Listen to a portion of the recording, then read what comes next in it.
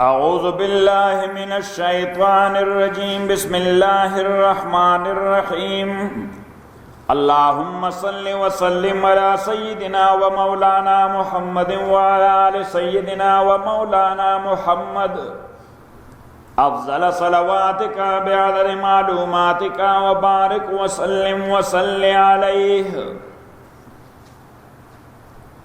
Surah Al-A'la. Literal meaning of Al-A'la is the most high. That is the quality of Allah subhanahu wa ta'ala. And the quality of His name as well. He is the most high, His name is the most high. To glorify Allah subhanahu wa ta'ala is a must. The job of Muhammad sallallahu alayhi wasallam was made easy for the unlucky people. They avoided the message of Muhammad sallallahu alayhi wasallam to accept.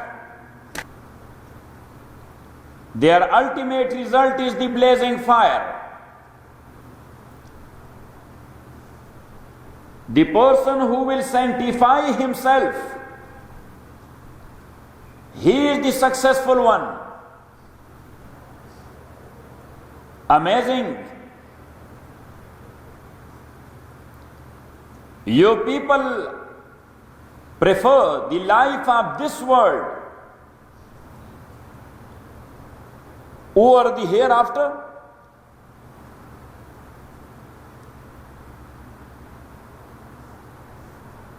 This Holy Quran and books before this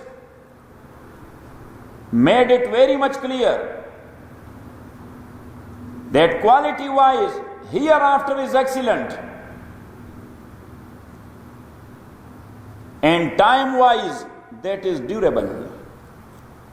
Quality-wise, that is excellent, and time-wise, that is eternal. Sabbih isma rabbika. Sabbih, glorify isma rabbika, the name of your Lord. The name of your Lord. So when you glorify the name, you glorified the entity. You should write it. You glorify the name of Allah, you glorified the entity of Allah. Sabbih isma rabbika, glorify the name of your Lord, Al-A'la, the most high. The name of your Lord, the most high. Point number 2 is that Al-A'la here in ayah, that is either the quality of Rabb or the quality of name. So it means our Lord is the most high. His name is the most high. Sabbih isma rabbikal a'la, glorify the name of your Lord, Al-A'la, the most high.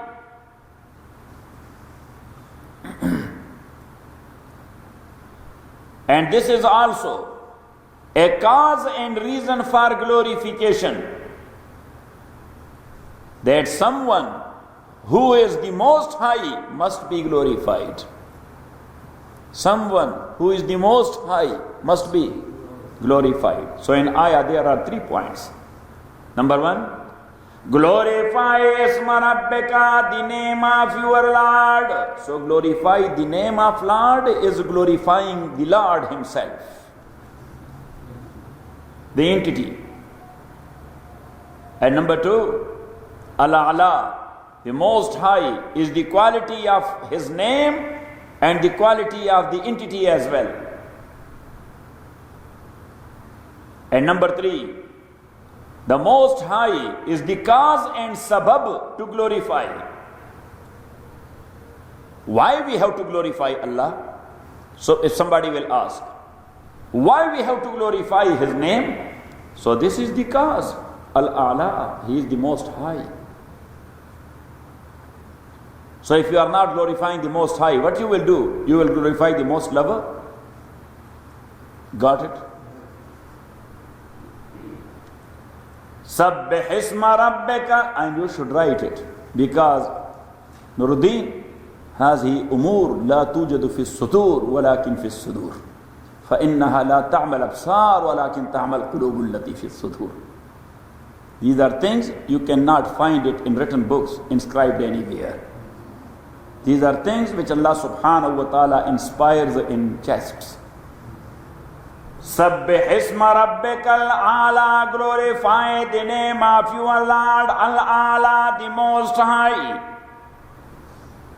Alladhi khalaqa fasawwa. And as we mentioned in Surah Al-Fatiha, that Alhamdulillah, that's a plea. Alhamdulillah, yes, that all praises are due to Allah. That's a plea. This is what? A plea. So what's the reason? What's the proof? What's the evidence? What's the support? Why all praises are due to Allah? So this plea itself is the reason. Because He is Allah. Why all praises are due to Allah? Yes. Say, because He is Allah. To give you an example, why we do respect our mother or our father? Because they are feeding us and they are taking us in their laps and they are providing us with ease and no, because they are parents. Yes. Because they are parents. Do respect your mom because she is mom. Do respect your dad because he is dad. Got it? Not it or but it? Got it? Not it? Yes. So now here, Sabbih isma rabbikal a'la, point number 4. Sabbih isma rabbikal a'la, glorify the name of your Lord. Why? Because He is Lord. Because He is Lord. So when He is our Lord, we have to glorify. That's something logical. That's something reasonable. Yes? Every prudent person, he is praising his boss. Yes? He wants to please him. He wants to. So he may not lose job. Sabbih isma rabbikal a'la, glorify the name of your Lord al-a'la, the most high. Now, furthermore, proofs and evidences are reasons. Allazi, the one khalaqa, who created. Allazi khalaqa, the one who created. What? Everything. Here the object is not mentioned. Here the object is not mentioned. That He khalaqa al-insan, or khalaqa al-haywan, or khalaqa al-nabat, wal-ashjar, wa ma ila zalik. He has created the human, He has created the animal, He created the plants, He created the tree, created the heaven, created the earth, created the mountains, created this. No, nothing is mentioned there.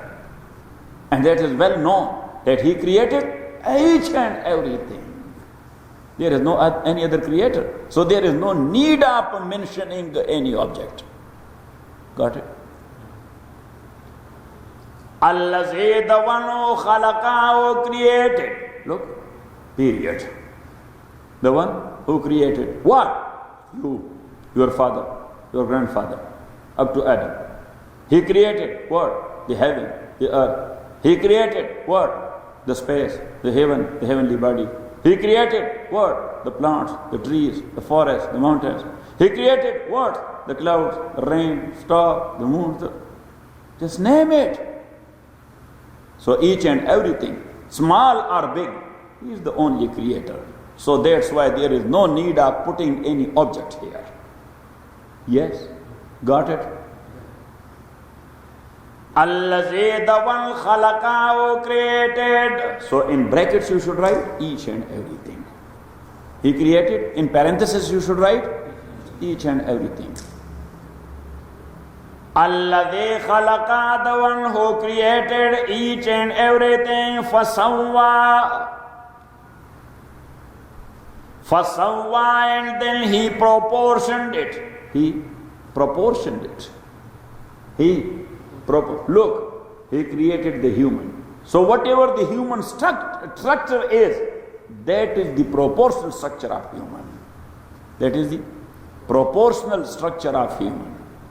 Got it? That's the reasonable and suitable structure of human. Got it? Not it or but it? The beauty of human is to have their nose right upon their mouth. Yes, if you will put the nose of human beneath his mouth here in chin, yes, he will be looking very ugly. That's not a proportional creation. Got it? So that's what Allah subhanahu wa ta'ala is referring to. Got it? Oh, doesn't matter how handsome the guy is, but his nose is in his neck. SubhanAllah, what type of human he is? His nose is there in his neck. Got it? So every kind of creature which Allah has created, whatever the structure is, that is the suitable structure for that creature. You should write it. For that kind, that is the suitable structure. Whatever is the structure of dogs, that is the suitable structure for dogs. Whatever is the structure of bull and oxes, that is the suitable structure of bull and oxes. Got it? Whatever the structure of a specific tree, that is the suitable structure of that tree. Allah that Allah khalaqahu created, in brackets, each and everything fasawwa and then proportioned it. Wallazi and that Allah qaddara fahada. Wallazi and that Allah qaddara, who appointed duties. Who appointed duties.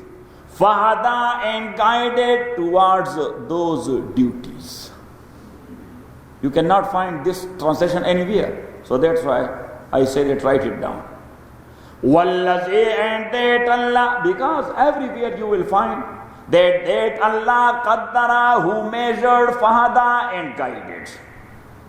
Because all the translators are going by dictionary. They are going by what? By dictionary. They are not going by tafsir. Well, that's okay. May Allah subhanahu wa ta'ala bless them. They have done a great job. That is ihtiyat. But we are not in translation. We are in tafsir. We are not. If I will write translation, I will write the same translation. I will never violate the dictionary rule there. I will never violate the dictionary rule. Our brother who is writing the English translation of Holy Quran, so that's why I'm putting, yes, things there that no, this against dictionary. Should be like this. Yes, that is meant here, you should put it in the brackets. You should put it in the brackets. Wallazi and that Allah qaddara, who appointed duties fahada, and he guided towards that. He guided to so whatever the duties of heavens, Allah guided the heavens towards that. Whatever the duties of earth, Allah has guided the earth towards that. Whatever the functions and duties of mountains, Allah has guided them towards that. Got it? That's called natural ability and capability. وَأَوْحَى فِي كُلِّ سَمَاءٍ أَمْرَهَا. And then Allah subhanahu wa ta'ala put in every heaven its affairs. Means natural ability and capability. Natural ability and capability. وَأَوْحَى رَبُّكَ إِلَى النَّحْلِ. Allah subhanahu wa ta'ala put in the natural instinct of honeybees. The natural instinct in honeybees. وَأَوْحَى رَبُّكَ إِلَى النَّحْلِ أَنِ اتَّخِذِي مِنَ الْجِبَالِ بُيُوتًا. Yes, to make your hives. To make your hives in mountains. وَمِنَ الشَّجَرِ, on trees. وَمِمَّا يَعْرِشُونَ, and whatever people are erecting for the set purpose. Yes? So you will find the hives of honeybees in mountains, in trees, in plants, and in boxes the people are making for them. So that's in their nature. Otherwise, if the honeybees, they are not getting controlled in those boxes, so what you will do? You will tie every single honeybee with a rope. And when you will tie it, can it make honey then? Where from it will get nectar? No way to get nectar. ثُمَّ كُلِي مِنْ كُلِّ الثَّمَرَاتِ فَاسْلُكِي سُبُلَ رَبِّكِ ذُلُلًا يَخْرُجُ مِنْ بُطُونِهَا شَرَابٌ مُخْتَلِفٌ أَلْوَانُهُ فِيهِ شِفَاءٌ لِلنَّاسِ. Wa Quran. Subhanallah. Quran is the book of Allah. Allah subhanahu wa ta'ala says, Summa kuli min kulli samarat. And then eat of every type of fruits. Take the nectar. Take the nectar. Fasluki subula rabbiki zulula. Enter into the paths of Allah subhanahu wa ta'ala being made easy for you. So now that's also Allah subhanahu wa ta'ala put in the nature of honey bees. If you will take a small honey bees 20 miles away of its height, just leave it there. It will approach its height. Yes, you will take it to San Francisco, it will never live there. Yeah, it will come back to Los Angeles, where its height is. Yes, it will take a lot of time, but it has a sensor. It has a sensor. Based on that sensor, it will come back to. Got it? Not it or got it? That's what Allah subhanahu wa ta'ala said, وَأَوْحَى رَبُّكَ إِلَى النَّحْلِ أَنِ اتَّخِذِي مِنَ الْجِبَالِ. And that's what we were referring, Rizwan and Fahim, we were referring to in Hadith class. Yes, that the word wahi is mentioned in Holy Quran, giving a different meaning. So one meaning is nature and instinct. Nature, and we refer to this ayah of Surah Nahl. وَأَوْحَى رَبُّكَ إِلَى النَّحْلِ أَنِ اتَّخِذِي مِنَ الْجِبَالِ بُيُوتًا ومن الشجر ومما يعرشون ثم كلي من كل الثمرات فاسلكي سبل ربك ذللا يخرج من بطونها شراب. Allah subhanahu wa ta'ala says a liquid is coming out of their bellies. A liquid is coming out of their bellies. يخرج من بطونها شراب مختلف, even different colors. Yes, like dark color honey and yellow color honey and beige color honey. There are different types. Allah subhanahu wa ta'ala, subhanallah. So it means that Allah has done PhD in honey field.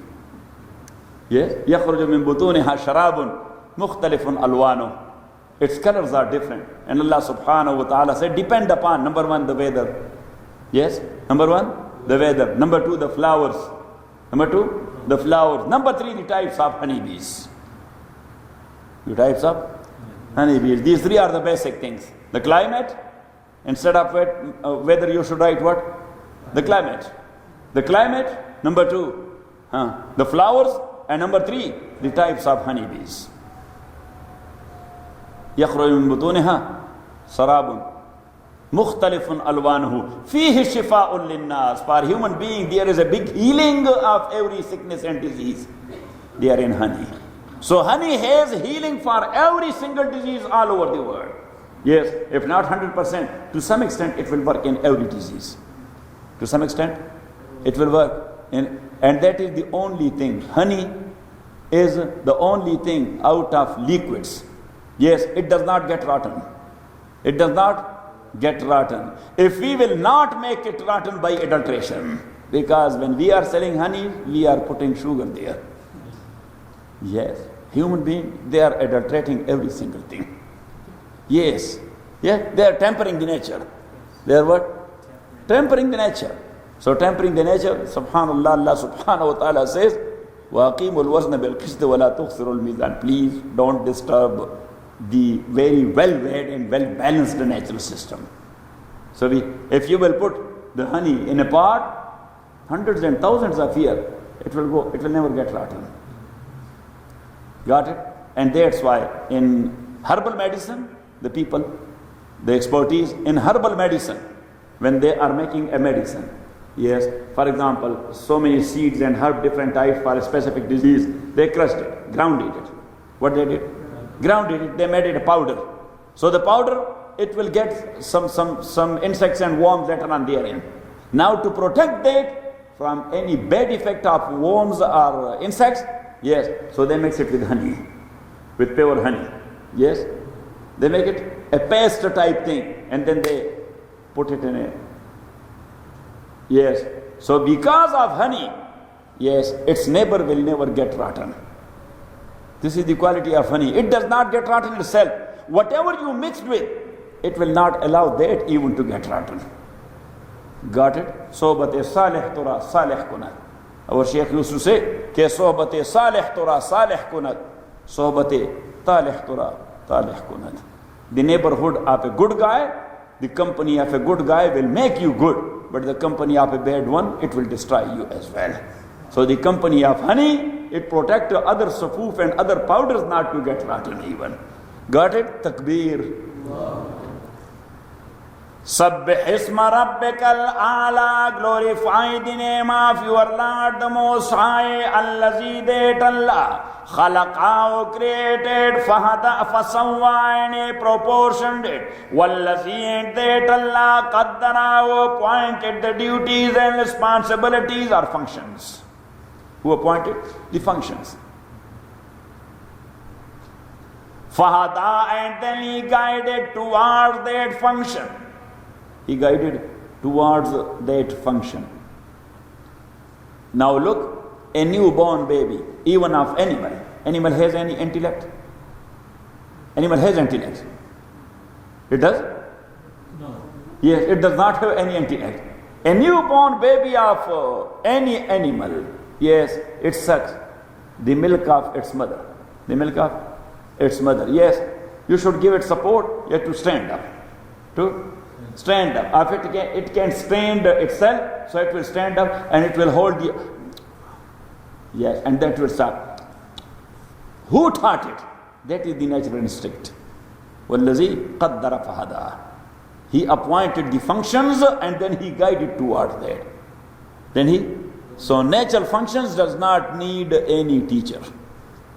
Yes, natural function does not need any teacher. Without teacher, every creature of Allah subhanahu wa ta'ala is doing its function. Got it? And that what Musa alayhi salatu wasalam said to the crazy guy Pharaoh. When he asked him, فَمَنْ رَبُّكُمَا يَا Musa? Who is your Lord, O Musa? Yours and your brother. Because they were only two. At that time, against Pharaoh, there were only two Muslims. One was Musa and one was his brother Harun. Alayhim as-salawatu wa taslimat. So, ya subhanallah, the army is standing, the rangers are there, the Malaysia is there, and things like that. And Pharaoh, he asked him, the brutal king, he asked Musa alayhi salatu wasalam, فَمَنْ رَبُّكُمَا يَا Musa? Who is Lord of you both, O Musa? Got it? So Musa alayhi salatu wasalam, he said, رَبُّنَا الَّذِي أَعْطَى كُلَّ شَيْءٍ خَلْقَهُ ثُمَّ هَدَى. Look, the same concept. That our Lord is that one who has given to every kind of creature, khalqahu, its own structure, summa hada, and then he guided them to its own functions. What a scientific answer Musa alayhi salatu wasalam gave to him. That our Lord, you are Lord only in this delta. You are Lord only in this delta. People do believe in your Lordship, but because you force them. Because you force them, they don't believe in your Lordship from the bottom of their heart. Because of force and power, they say, yes, you are. God, and that's not called belief. By force, that's not belief, that's force. That's what? That is, and that what Imam Malik ibn Anas rahmatullahi alayhi. Imam Malik rahmatullahi alayhi. Once he was invited by Khalifa Harun Rashid to Baghdad. He was invited? Yes. He was invited to go there. But Harun Rashid was his student. He was a student of Imam Malik rahmatullahi alayhi. His two sons Amin and Mamun, they both were the student of Imam Malik rahmatullahi alayhi. So he said, the king, the Khalifa, he asked him that, Shaykh, people want to see you, but some of them, they have a solid reason they cannot visit you and they want to have a glance of you for the sake of Allah. So if you will visit Baghdad. So Imam Malik rahmatullahi alayhi, he was making excuses and yes, because he was in love with the Medina of Rasul sallallahu alayhi wasallam. We are in love with the Medina of Rasul sallallahu alayhi wasallam. If Brother Parvez will establish a pharmacy there and he will give me the technician post, so I will be more than happy to work only for food, lunch and dinner, and that's enough. What do you think? Yes, but to visit Muhammad sallallahu alayhi wasallam 5 times a day. Yes or not, Professor? It will be good or not? Living in Medina. Yes, sir. Imam Malik rahmatullah alayhi, he was not going out of Medina, he was in love with Muhammad sallallahu alayhi wasallam. So all day long he used to teach a hadith there. Yes, he said that I cannot find this concept because when I refer to Rasulullah sallallahu alayhi wasallam that haddasani Nafi', my Shaykh Nafi' radiyallahu ta'ala anhu, he has taught me this hadith. Qala haddasani Ibn Umar. And my Shaykh says that my Shaykh Abdullah ibn Umar radiyallahu ta'ala anhu, he gave me this hadith. Qala Rasulullah sallallahu alayhi wasallam, Ibn Umar says that the Messenger of Allah, he said. So Imam Malik mostly, he was not saying Qala Rasulullah. He was saying Qala Ibn Umar, Qala Sahibu Hadha al-Qabr sallallahu alayhi wa sallam. He used to indicate to Prophet sallallahu alayhi wa sallam that Ibn Umar says, the one who is living in this qabr, he said so and so.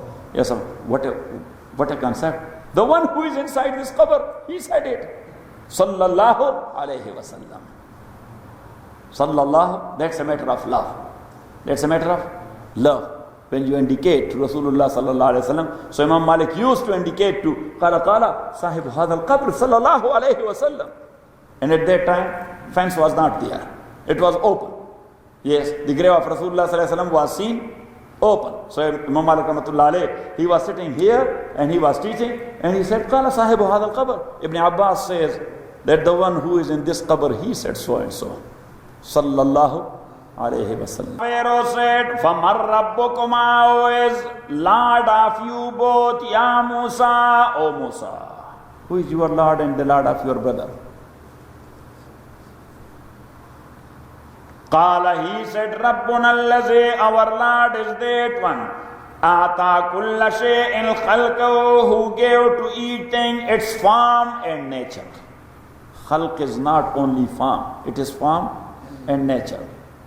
Alladhi ata kulla shay'in khalqahu, that one who has given to each and every creature its form and nature. Summa hada, and then he guided it aright to its function. He guided it aright to its function. Got it? So now just apply the same.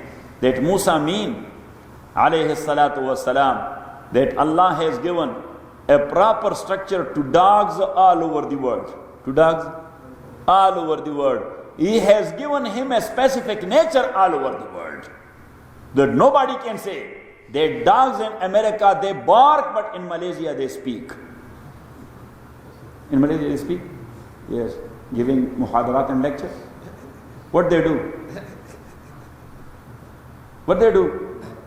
They bark. Yes. The donkeys in Kandahar, they bray. They don't pray. Yes. But the donkeys in Peshawar, they pray. Yes. Can you imagine that? If the donkey in north is braying, he will be braying in the east as well.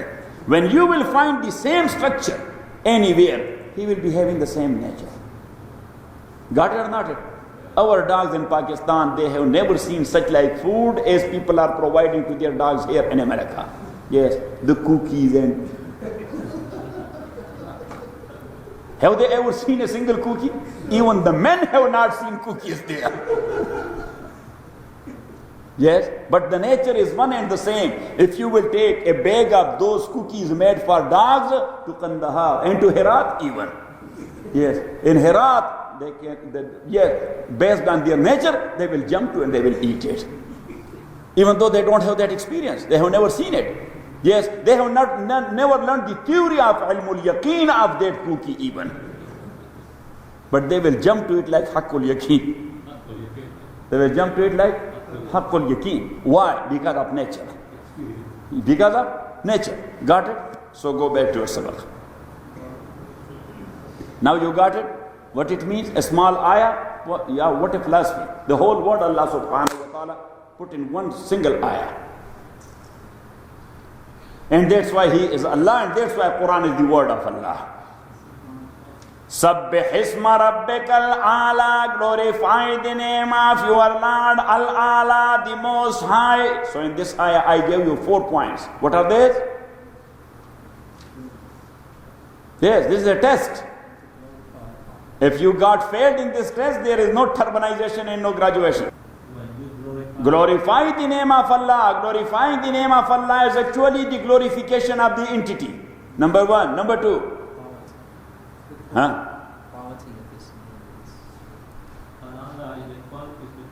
Yes, Al-Ala are the most high is the quality of His name, and that is the quality of His entity as well. Number 3.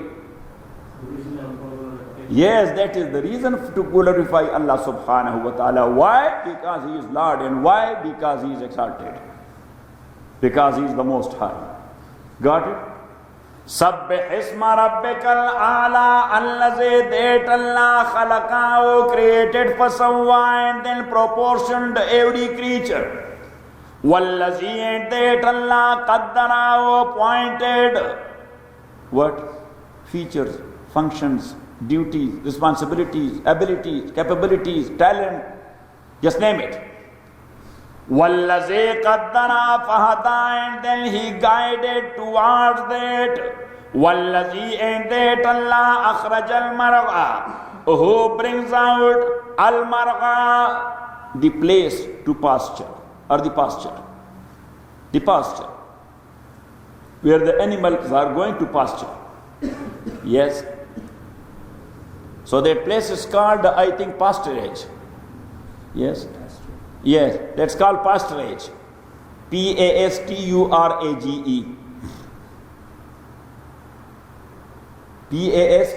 Pasturage. Like storage. Charaga. Pasturage. Wallazi and that Allah akhraj al-mar'a who has brought out al-mar'a the pasturage.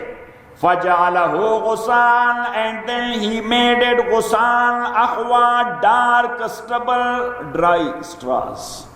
It grows, dries. It grows and then dries. And then grows and then. So actually the bottom line is that Allah subhanahu wa ta'ala who can give a life again and again to the pasturage, he cannot give a life to human on the day of judgment. Does it make sense? So this is actually a bottom line message to the human who were refusing the concept of life after death. فَجَعَلَهُ غُثَاءً أَحْوَى and then he made it a غُثَاءً أَحْوَى dark stubble. سَنُقْرِئُكَ فَلَا تَنْسَى. And as we did mention, that Prophet sallallahu alaihi wasallam, whenever he was receiving wahi by Jibreel alayhi salatu wasalam, yes, he was trying to take it as soon as possible by moving his tongue with. So Allah subhanahu wa ta'ala said, La tuharrik bihi lisanak. Do not move your tongue with recitation of Holy Quran when Jibreel is transferring that to you. La tuharrik bihi lisanak. لِتَعْجَلَ بِهِ. Never be in hurry. إِنَّ عَلَيْنَا جَمْعَهُ وَقُرْآنَهُ. إِنَّ عَلَيْنَا جَمْعَهُ فِي قَلْبِكَ وَقُرْآنَهُ. Yes, that we will gather it together in your heart, not in your brain. Yes, brain, not in your brain. What? Heart. Surah Al-Qiyamah, chapter 75. Ayah number 16 to, 16 and 17. La tuharrik bi lisanaka, move not your tongue with recitation of Holy Quran. Litajala bi, to make haste or hurry therewith. Inna alayna jam'ahu, it is for us to collect it in your heart for Qur'ana. And to give you the ability to recite it. That's our duty. Number one, to put it in your heart. Number two, to enable you to recite properly.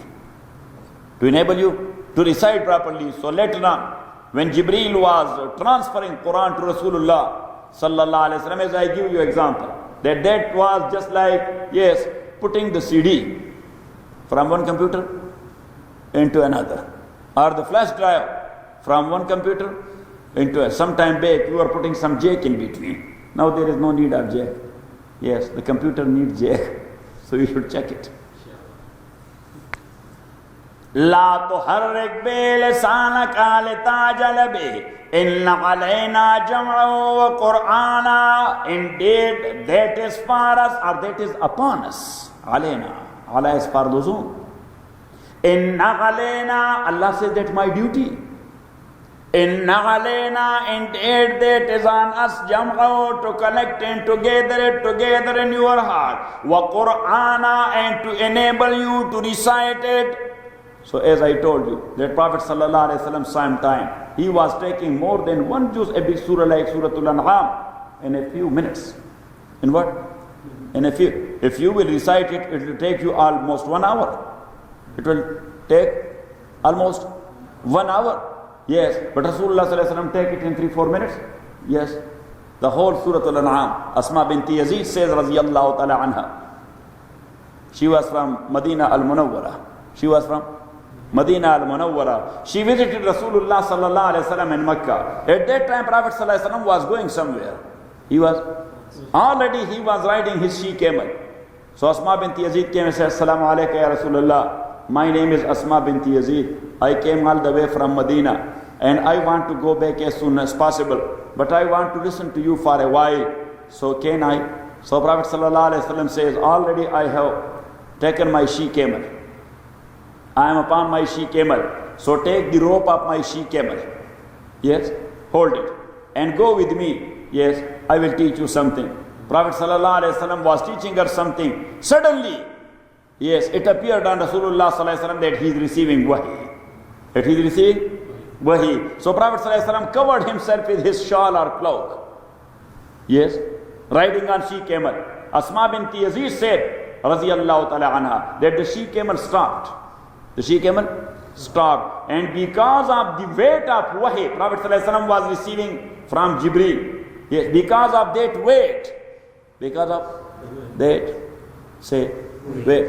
the weight of wahi or the weight of Holy Quran, that how heavy that is. لو أنزلنا هذا القرآن على جبل لرأيته خاشعا متصدعا من خشية الله. That is you people. Allah says nothing happened to you. If I would have sent down this Holy Quran to a big mountain like Abu Qubais, like what? Like Abu Qubais or like Uhud in Medina, لَرَأَيْتَهُ خَاشِعًا مُتَصَدِّعًا مِنْ خَشْيَةِ اللَّهِ. Because of the fear of Allah, you would have seen it, that it would have got smashed. Got it? It would have got smashed. But nothing happened to you because you don't have that quality to find the weight of the Quran of Allah subhanahu wa ta'ala. Got it? Got it or not? Now look, everything to measure, it has its own scale. It needs, say, its own scale. What was the speed of a car concerned? It needs speed meter. It need what? Can you check the speed with thermometer? Yes. Or can you check the temperature with speed meter? You know what I'm saying? So it need a specific, that meter was there in Rasulullah sallallahu alaihi wasallam. That meter was there in Sahaba, Rizwanullah. May Allah subhanahu wa ta'ala give us that meter. Yes, to find the weight of Holy Quran. Abdullah ibn Umar radiallahu ta'ala anhu. Who? Abdullah ibn Umar, as I told you in Surah Al-Mutaffifin, where Al-Mutaffifin? الَّذِينَ إِذَا اكْتَالُوا عَلَى النَّاسِ يَسْتَوْفُونَ. Woe to the corrupt people, those who are taking their right in full and giving other, and they cheat. أَلَا يَظُنُّ أُولَٰئِكَ أَنَّهُمْ مَبْعُوثُونَ. Do they not believe that they would be given a new life after death?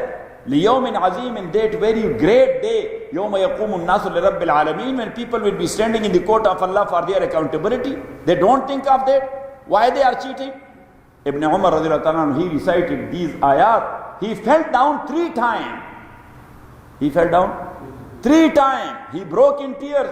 أَلَا يَظُنُّ أُولَٰئِكَ أَنَّهُمْ مَبْعُوثُونَ لِيَوْمٍ عَظِيمٍ يَوْمَ يَقُومُ النَّاسُ لِرَبِّ الْعَالَمِينَ.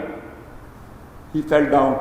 Once again, he woke up and said, Astaghfirullah, Astaghfirullah, Astaghfirullah. أَلَا يَظُنُّ أُولَٰئِكَ أَنَّهُمْ مَبْعُوثُونَ لِيَوْمٍ عَظِيمٍ يَوْمَ يَقُومُ النَّاسُ لِرَبِّ الْعَالَمِينَ. So then he fell down. 3 times it happened to him. And then he was making dua, oh Allah subhanahu wa ta'ala, forgive our sins. Oh Allah subhanahu wa ta'ala, protect us from corruption. Oh Allah subhanahu wa ta'ala, protect us from cheating and from fraud, to defraud others. Oh Allah subhanahu wa ta'ala, that day is very great day. Your court, nobody can get rid of that. Got it? So what? We are reciting the same surah, nothing happened to us. Does anything happen to us? Why? Because we don't have the meter. Our meter is either broken, may Allah protect, forgive and forbid, or it doesn't work properly. Yes, it is rusted. It is what? Rusted. So we should polish it, or we should sand it. We should sand it. Got it? So then it will work. Then it will work. So Rasulullah sallallahu alayhi wasallam, he was receiving Surah Al-An'am, the she camel. She was going to the ground like this, like a big weight is befalling it. She was going to the ground, coming back, then to the ground, and then coming back. And Asma bint Yazid says, Raziyallahu ta'ala anha, that I was feeling the sound of its ribs even. The ribs were, yes, like squeezing. The ribs were, got it? And then, in a few minutes, Rasulullah sallallahu alaihi wasallam told me, Asma, I received a surah from Allah, and he recited to me the whole surah. Alhamdulillah alladhi ja'ala zulumati wan nur summa alladhina kafaru bi rabbihim ya'dilun. And that is more than one juz. In a few seconds, Prophet sallallahu alaihi wasallam received it. So he was receiving it not by brain, but by heart. So go back to your sabaq. سَنُقْرِئُكَ فَلَا تَنْسَى سَنُقْرِئُكَ فَلَا تَنْسَى. Some of the translators, I should not say wrong translation, and that's why I don't believe in translations. That's why I told you that not to have translation in front of you. So your brain will take what I say. Otherwise you will be looking to what they have written there. So they say, Sanuqri'uka, we will recite it to you. Oh brother, Aqra'a yuqri'u iqra'an, Sanaj'aluka qariyan. Its literal meaning is, Sanaj'aluka qariyan. We will make you a good reciter. Sanuqri'uka, Sanuqri'uka, we will make you a good reciter of Holy Quran, Fala tansa. So you will not forget it. You will not forget it. We will make you a good reciter. So at that time, a good reciter, he was a hafiz of Quran as well. All Sahaba of Rasulullah sallallahu alaihi wasallam, they were the huffaz of Quran. All companions, they were the huffaz. They have memorized the Holy Quran. They were the good reciters of Holy Quran. Number two, they were the scholars and fuqaha of Holy Quran as well. There are two hadiths contradicting each other, obviously or apparently. Contradicting each other, while actually not. And that is, that if there is a appointed imam for any masjid, so he is the only eligible to lead the prayer. Without his permission, the prayer is hanging. Without his permission, the prayer, if led by somebody else, that is hanging. If he will not allow it, it will be in hung condition. It will be in hung condition. But where there is no any appointed imam, for example, you are traveling, a few brothers, you are traveling, and that's the time of prayer. It's the time of prayer. You need someone to lead from amongst you brothers. So who is the much more eligible? So Rasulullah sallallahu alaihi wasallam says, وَلْيَأُمُّهُمْ أَقْرَأُهُمْ وَلْيَأُمُّهُمْ أَقْرَأُهُمْ ثُمَّ أَعْلَمُهُمْ وَلْيَأُمُّهُمْ أَقْرَأُهُمْ وَفِي رِوَايَةٍ أَعْلَمُهُمْ. That in one hadith, Prophet sallallahu alaihi wasallam said that the good qari or the best qari should lead them. What? The best qari should lead them. But in another hadith, the best scholar of Quran should lead them. The best scholar of Quran should lead them. Rasulullah sallallahu alayhi wa sallam says, فَإِنْ كَانُوا فِي الْقِرَاءَةِ سَوَاءً فَأَتْقَاهُمْ. If they are equal in recitation and ilm of Holy Quran, so then whosoever the more pious, more practical, whosoever is the more pious and the more practical. Now based upon those two hadiths, Imam Shafi rahimahullah says that Prophet ﷺ says Aqra'uhum. So the best reciter or the best qari is prior to a best alim. Imam Shafi says the best qari is prior to what? To a best alim. Abu Hanifa says a alim is prior to anybody else. You should write it. That a alim and scholar of Quran is prior to anybody else. As far as the hadith is concerned, So Prophet ﷺ was talking about his Sahaba, and all of them, they were ulama. All of them, they were ulama. There was no need to mention a'lamuhum. There was no need to mention. So that's why Prophet ﷺ mentioned aqra'uhum. Prophet ﷺ mentioned aqra'uhum. That's interpretation of hadith. Then the support, Abu Hanifa said, rahimahullah, that in prayer, there are 7 arkan or 7 farais. How many farais? 7. There are 7 farais. Recitation is 1 fariza. Recitation of Quran in a good way, that is 1 fariza. And a qari knows recitation only, but a alim knows other 6. So let's decide based upon democracy that 6 are more or 1 is more. Who will win? Florida. So just a quick review. Sabbih isma rabbikal a'la, glorify the name of your Lord al-a'la, the most high. So we mentioned in this ayah 3 or 4 points. What are these points? With louder voice, let them hear you. Glorify Allah. It's a must. The quality of His name. To glorify His name because Allah is the Most High and He is our Lord. Yes. Sabbih isma rabbikal a'la, allazi, that one, khalaqa, who created what? Who created? Allah did not mention the object or the maf'ul. Khalaqa jami' al-khalaiq. Khalaqa, Nuruddin, that's for you. Khalaqa jami' al-khalaiq. Allazi, that Allah, khalaqa, who created jami' al-khalaiq. Fasawwa, and then proportioned khalaiq, the creature. Yes. So plant, what's its function and what its shape, that is very suitable to the plants and trees. Yes. And as I told you that Imam Waliullah says, rahimahullah, where from this nature of a dog comes that it barks.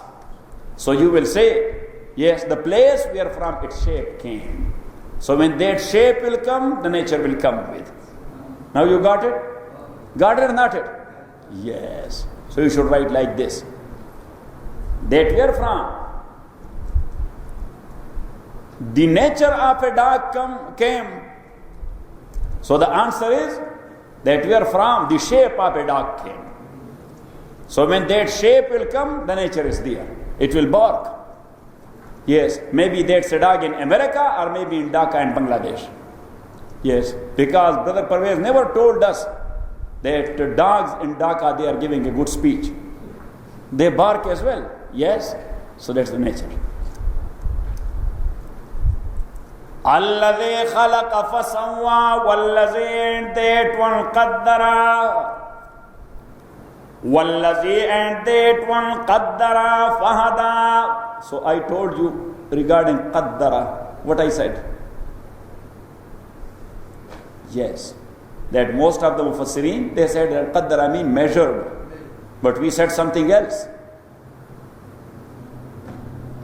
Walladhi qaddara fahada, and Allah subhanahu wa ta'ala qaddara, give them their nature fahada, and guided them towards their function. Give them their nature and guided them towards their function. Got it? So Allah subhanahu wa ta'ala has given heaven its own nature, and then He guided the heaven towards its functions. So the space and the heavenly body, they are functioning. Kullun fi falaki yasbahun. Got it? وَأَوْحَى فِي كُلِّ سَمَاءٍ أَمْرَهَا. Allah subhanahu wa ta'ala said, وَأَوْحَى فِي كُلِّ سَمَاءٍ أَمْرَهَا. And then Allah subhanahu wa ta'ala inspired in every heaven and space its function. He inspired in every heaven and space its function. Got it? وَالَّذِي, that Allah خَرَجَ الْمَرْعَى, who brought forth the pasturing place for your cattle.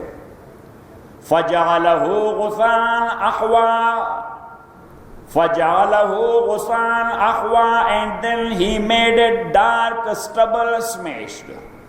Dark stubble and smashed. That's what the ultimate end of plants and pasture. What's the ultimate end? Yes, dried, darkened, smashed. Got it? So actually, the bottom line is that Allah who can give life to that pasture again and again, He can give you life after death as well. Yes, that's your observation every time you are looking at the pasture, it dies. Yes, it's died. Yeah, later on, the rainfall, once again, it's got a new life. The vegetation came out. Once again, it dried and died. Right? And died. Yes, and next spring, once again, Allah subhanahu wa ta'ala give it a new life. So Allah subhanahu wa ta'ala said, أَفَلَا تَذَكَّرُونَ Can you people not make a qiyas over that? What? Qiyas, not qiyas. In English, qiyas in Arabic, in Islamic jurisprudence. Yes, got it or not it? Got it or not it? سَنُقْرِئُكَ فَلَا تَنْسَى We will make you a best qari and reciter of Holy Quran. فَلَا تَنْسَى So you will not forget even a single word of Holy Quran. Yes, and as Allah subhanahu wa ta'ala did promise to the Prophet sallallahu alayhi wa sallam, we will make you a good reciter of Holy Quran and you will not forget anything of Holy Quran. It was. Prophet sallallahu alayhi wa sallam, look at me. Prophet sallallahu alayhi wa sallam, sometime he forgot the number of rakat even. He forgot the number of rakat even, as Imam Malik narrates a hadith that in Zuhr prayer, Prophet sallallahu alayhi wa sallam made salam after second rakat. Yes, he was supposed to stand for the third one, but he made salam after second rakat. So all Sahaba Rizwanullahi alayhim ajma'in, because of two things. Number one, because of respect to the Prophet sallallahu alayhi wa sallam. Because mostly they were aware of things, but they were not speaking out. Because of what? Respect of the Prophet sallallahu alaihi wasallam, as it is narrated by Imam Abu Dawud. Yes, the Prophet sallallahu alaihi wasallam, once he asked his Sahaba sitting around that, can you tell me about a tree? Yes, which is evergreen. Which is evergreen. It grows in watery area, in deserts as well. And every part of that tree is useful for human use. And that kind of tree is giving its fruits in winter and summer both. You know what I'm saying? So Sahaba Rizwanullahi alayhim ajma'in, yes, they were thinking of, and some of them even said, that is, sir, that is lard tree. Prophet sallallahu alaihi wasallam said, not evergreen. Yes, that is mulberry. That is not evergreen. That's blueberry. That's not evergreen. Things like that. Yes. So then Prophet ﷺ said that is date palm tree. That is what? Date palm tree. So Sayyidina Umar radiallahu ta'ala came back his home. His son Abdullah ibn Umar, the young scholar of Quran and Sunnah, he said that date. Said yes. He said that I was supposed to say, because the Prophet ﷺ, the moment he asked, Allah put in my mind that date palm tree. Yes. But because of the respect of the Prophet ﷺ and the major Sahaba, you were sitting, Abu Bakr was sitting, Osman was sitting there, Ali was, it was not looking good for a young man to speak out. So that's why I kept quiet and I didn't say. Abdullah ibn Umar radiallahu ta'ala said, Sayyidina Umar said, Abdullah, if you would have told that, ya subhanallah, that would have been the happiest day of my life, that my son answered the proper answer. So he said that because of the respect of the Prophet, I did not speak out. So Sayyidina Umar radiallahu ta'ala said, Fabarakallahu fika ya Abdullah. May Allah subhanahu wa ta'ala bless your youth. That is a good approach. You did a great job. Got it? So anyhow, Sahaba Rizwanullahi alayhim ajma'in, because of respect, they kept quiet. Number one. Number two, as you know, their deen was in its procedure towards perfection. Deen was in its procedure towards perfection. And that's why abrogation was taking place. Yet today something was practical, and tomorrow Rasulullah sallallahu alaihi wasallam said that practice is abrogated. Now we have to do this. Yes. So Sahaba Rizwanullahi alayhim ajma'in, they thought of 2 rakat, that maybe 4 was abrogated and now we will pray 2 rakat. So that's why they kept quiet. But there was a bidwan, a simple Sahabi who came from desert. You know what I'm saying? Got it? And people living in village and deserts and mountains, they are very simple. Their approach is very simple. Yes, they speak of their heart. Now they are very smart as well, but at that time. Yes, Hayvad, they are smart or not? Yes. So anyhow, one Bidwan Sahabi, Raziyallahu Ta'ala an, he said, Anasita am qusiratis salatu ya Rasulallah. Yes, the prayer has been shortened or you forgot? Yes, the prayer is shortened or you forgot? Rasulullah sallallahu alayhi wa sallam asked Sahaba, Sadaqa Zul Yadain, he was a tall man, having long hands. So Prophet sallallahu alayhi wa sallam says, this man who has two long hands, he says the truth. So Sahaba said, yes, Ya Rasulullah, you prayed only 2 rakat. So Rasulullah sallallahu alayhi wa sallam completed it. It means that he forgot. But in 23 years, Prophet sallallahu alayhi wa sallam never forgot a single kalima of Holy Quran because of this ayah. Got it? And number 2, he was taking that by heart. He was taking Quran by heart, not by brain. سَنُقْرِئُكَ فَلَا تَنْسَى, and we will make you a good qari and reciter of Holy Quran, فَلَا تَنْسَى, and you will not forget. You will not forget. And at that time, in the time of Rasulullah sallallahu alayhi wa sallam, a good reciter of Holy Quran, he used to be a hafiz as well. And he used to be a scholar of Holy Quran as well. He used to be a scholar of Holy Quran as well. So he memorized, he recited properly, and he learnt its knowledge as well. Got it? Got it or not it? سَنُقْرِئُكَ فَلَا تَنْسَى. And Rasulullah sallallahu alayhi wa sallam said that what will be your situation when the fitna will overtake you? Yes, fitna, trouble. What? Trouble or turmoil. Turmoil will engulf you or besiege you from all around, encircle you from all around. So Sahaba Rizwanullahi alayhim ajma'in, they asked the Messenger of Allah subhanahu wa ta'ala, at what time that will be? Prophet sallallahu alayhi wa sallam said, إِذَا كَسُرَتْ أُمَرَاؤُكُمْ وَقَلَّتْ أُمَنَاؤُكُمْ وَكَسُرَتْ قُرَّاؤُكُمْ وَقَلَّتْ فُقَهَاؤُكُمْ وَالْتُمِسَتِ الدُّنْيَا بِعَمَلِ الْآخِرَةِ أَوْ كَمَا قَالَ عَلَيْهِ الصَّلَاةُ وَالسَّلَامُ. 3 things, Ya Subhanallah. 3 things, Prophet sallallahu alayhi wa sallam says, إِذَا قَلَّتْ أُمَنَاؤُكُمْ وَكَسُرَتْ أُمَرَاؤُكُمْ. When in your communities, trustworthy people will be very few. Very rarely you will find what? A trustworthy person. وَكَسُرَتْ أُمَرَاؤُكُمْ. Leaders will be in abundance. Everybody will be leader, means if not anything else, so let's have a what do they call? Yes, charity organization, to be the president or the secretary. Yes, actually leadership is the natural requirement of every human. He want to be what? Say, a leader. So that's why he want to gather together 3 people to be the leader. Yes, that's human nature. He wants to be the leader. Got it or not it? Say, yes. In our area there was one guy, he said that nobody is following me. Nobody is following me, so that's why I have 2 lambs, and I trained them in such a way that when I say come, so they come, when I say go, so I got satisfied that I am a leader of what? Lambs. So Prophet sallallahu alayhi wa sallam says, إِذَا قَلَّتْ أُمَنَاؤُكُمْ وَكَسُرَتْ أُمَرَاؤُكُمْ وَقَلَّتْ فُقَهَاؤُكُمْ وَكَثُرَتْ قُرَّاؤُكُمْ. When the reciters of Holy Quran will be in abundance, but the scholars of Holy Quran very rarely you will find. Very rarely you will find what? The scholars of Holy Quran. Good reciters will be in plenty. And Prophet ﷺ said, وَالْتُمِسَتِ الدُّنْيَا بِعَمَلِ الْآخِرَةِ. A practice which was supposed to be for the good in the hereafter. For good, say, in hereafter. People will be doing the same for their good in this world. They want to cash it in this world. They will try to cash it in this world. So that's a big loss. If something which can give you a good in the hereafter, you cashed it here. So then what? Yes or not?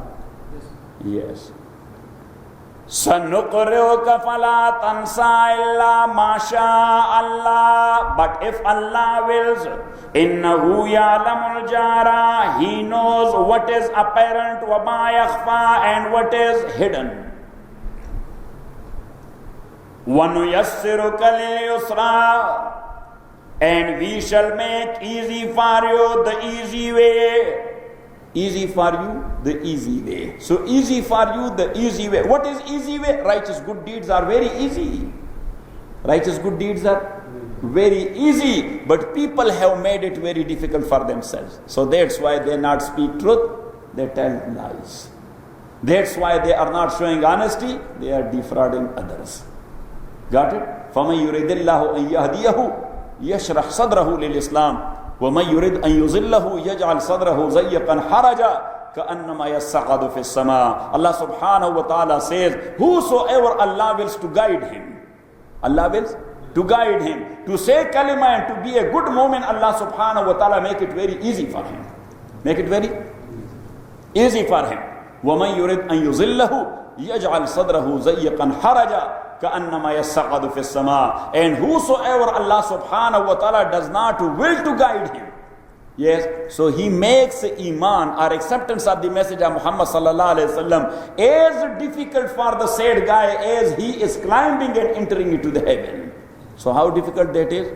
Yes, now saying of kalima is that much difficult or even more difficult for such a guy.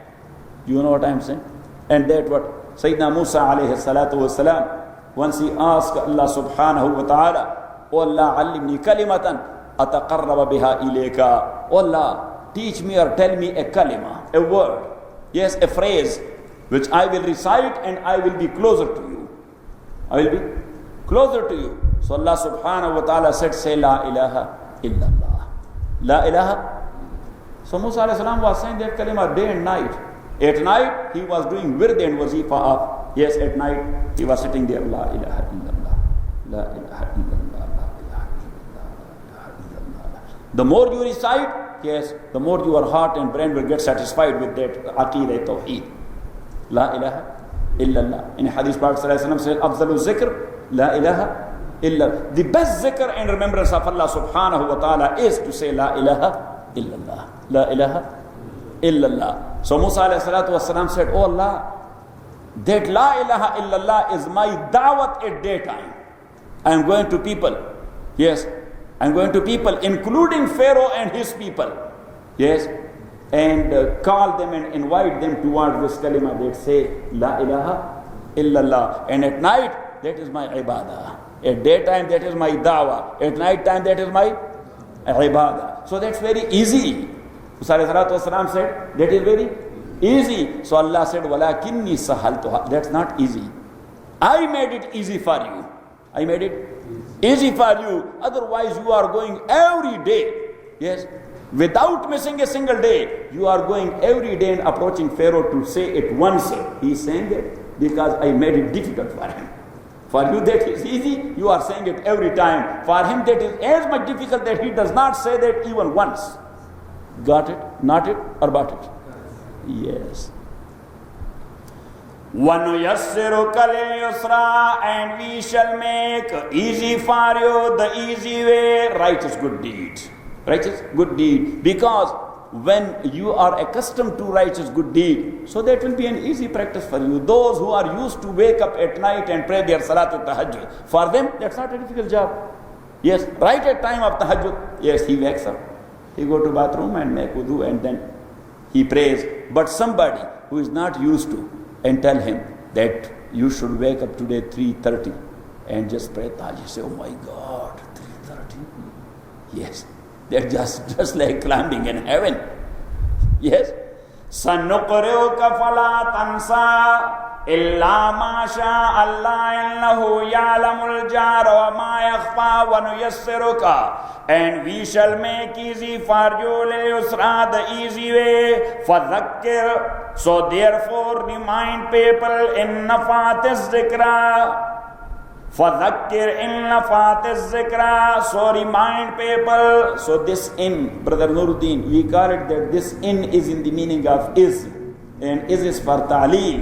Is for ta'leel. And ta'leel mean because. فَذَكِّرْ. And remind people in نَفَعَتِ الذِّكْرَى. Is نَفَعَتِ الذِّكْرَى. Because reminder works. Allah subhanahu wa ta'ala says reminder works. Say, so you will convey the word today to one brother, maybe he will not listen to. Tomorrow, he will listen to. Day after tomorrow, once again you will remind him, he will accept it. Yes, and today, if he was not listening to it, and say, just hell with you. Yes. So this is not the case. It means that you threw him away. That's not the case. Tomorrow once again tell him. Day after tomorrow, once again tell him. فَذَكِّرْ إِنْ نَفَعَتِ الذِّكْرَى. How many times Prophet ﷺ, he used to go to every single individual to his house many, many times. Today he came back. The guy was not listening to him. Tomorrow again, he was not listening to him. Day after tomorrow once again, he was not listening to him. Yes, on fourth day, he said, okay Muhammad, what do you say? Sallallahu alayhi wa, okay, I will think about that. Got it? Yes. Look, the father-in-law of Rasulullah sallallahu alayhi wa, Abu Sufyan raziyallahu ta'ala, who used to lead every single war against Rasulullah sallallahu alayhi wa. He was the leading general against his son-in-law, Prophet sallallahu alayhi wa. Yes, yes or not? And Prophet sallallahu alayhi wa used to convince him that accept. He was not accepting. Even when Rasulullah sallallahu alayhi wa was coming to Mecca as a conqueror, and Abbas radiallahu ta'ala anhu, he found Abu Sufyan somewhere and brought him to Rasulullah sallallahu alayhi wa, as I told you, that they had a big fear that Rasulullah sallallahu alayhi wa sometime he will attack Mecca. He will. Now we cannot stop him. He will attack. So that's why they were in fear, and the big general, they used to have chokidari. Yes, guarding at night. Yes, roaming here and there in the surrounding of Mecca. So Abu Sufyan, along with some other guy, they were in outskirts of Mecca. They saw in a far-flung area, thousands of fires are burning. Because Prophet ﷺ is a strategy. 10,000 Sahaba were there. What? 10,000. So Prophet ﷺ says, just spread out in the desert, and everyone should kindle a fire. Everyone should kindle a fire. Now when 10,000 fires are burning in open desert, you know what I'm saying? So what people will think? That at least these are 1 million people. Yes, because if in 10,000 places the cooking is taking place, so how many people will be there? Yes, 1 million or more than 1 million. So Abu Sufyan in a dark night, he along with another guy, they were there. So Abu Sufyan asked his companion, what are these fires? He said that Khuza'a had been turned out. Khuza'a, a big Kabila, a big tribe. They have been turned out by their enemies from their household. So maybe these are Khuza'a. They are settled. He said Khuza'a. They are that many in number. Look at the fires. Can you count it? Can you imagine how many thousands of fire are burning? He said. So Abbas radiallahu ta'ala, he was actually guarding the army of Rasulullah sallallahu alayhi wasallam. So Abbas, when he heard Abu Sufyan, so he said, Ya Abu Hanzala. He said, Ya Abu Abdullah. Abu Hanzala is the nickname of Abu Sufyan. Abu Abdullah, that's the nickname of Abbas radiyallahu ta'ala an. So he said, Abu Hanzala. He said, yes, Abu Abdullah. He said, this is not Khuza'a. This is Muhammad sallallahu. He said, oh my God. He said that, look, can you stop him? He said, nobody can stop him. No any city can stop him anymore. Yes. So he said that this is the time. Otherwise, you are killed. You are gone. Let me take you to Muhammad sallallahu alayhi wasallam and ask for shelter. Ask for shelter. Protect your life. So he said, how? Do you think that he will forgive me? He said, you don't know him. He's a man. Yes. So just right behind me on this donkey of Rasulullah sallallahu alaihi wasallam. Abbas, at that time you can say that he was riding the car of the president. The car of the what? The president. The flag was there. Just to make you to understand. Yes. So now the president car, when the flag is fluttering, yes, so the police will salute too. Maybe President Obama is there inside. You know what I'm saying? Got it, not it? Yes. So in dark night, Abbas radiallahu ta'ala, Abu Sufyan was riding behind him. So anybody who saw Abbas and recognized him, he said, Assalamu alaikum ya Amma Rasulillah. Oh, the uncle of Rasulullah sallallahu alaihi wasallam, Assalamu alaikum. So some people, oh, this is Abu Sufyan. Yes. So Sayyidina Umar radiallahu ta'ala, when he saw and recognized Abu Sufyan, Ya Subhanallah, he ran towards Rasulullah sallallahu alaihi wasallam to approach him. Before the approach of Abu Sufyan, to ask him not to shelter this guy, I'm going to kill him. I'm going to kill him. This is the guy who was giving us a tough time. Because he was well aware of that if he will approach Rasulullah sallallahu alaihi wasallam will say forgiven. Yes, pardoned. Yes, there is mu'afi, there is afu. There is what? There is afu. He has a merciful heart. He is a kind heart. Yes, but Sayyidina Abbas radiallahu ta'ala, he hit the donkey and it rained. Yes. And Sayyidina Umar radiallahu ta'ala said that only a few seconds after Abu Sufyan I entered to the tent. But the moment Abbas entered, he said, Ya Rasulullah, Abu Sufyan is looking for protection. He said, protected. So Umar says, I was there on the door. When he says protected. Now, إِنَّهُ لَا يُبَدَّلُ الْقَوْلُ لَدَيَّ. Words will never get changed when Rasulullah sallallahu alaihi wasallam gave it. Yes, that was not America, nor Rasulullah sallallahu alaihi wasallam was living here. That I changed my mind. Because Umar is very much upset. No, when he said pardon, so he is pardoned. Yes, so Umar says, Ya Rasulullah. He said yes. And he said, Abu Sufyan, how are you? Now you are one of us. Then Rasulullah sallallahu alaihi wasallam asked Abu Sufyan, Ata'arif? Wa ta'ataqid Allah ilaha illallah? Do you believe that there is no God but only Allah? He said, for sure, I have to believe there is no any other way. If our God would have been able to do and to protect, I would not have been here in front of you. So our gods are of no use. That's a crazy concept. Yes, there's only one Allah who brought you here. That is the ruler of the entire world. So then Rasulullah sallallahu alaihi wasallam asked him, At-ta'ataqid anni Rasulullah? Do you believe that I am the messenger of Allah subhanahu wa ta'ala? So Abu Sufyan said, yes, da'ani liatafakkara fihi. Let me think about that. Let me, what? Think about that. And he believed in the message of Muhammad sallallahu alaihi wasallam after the battle of Hunain. After what? The battle of Hunain. Yes, in battle of Hunain, he helped Rasulullah sallallahu alaihi wasallam a lot, but yet he was not a Muslim.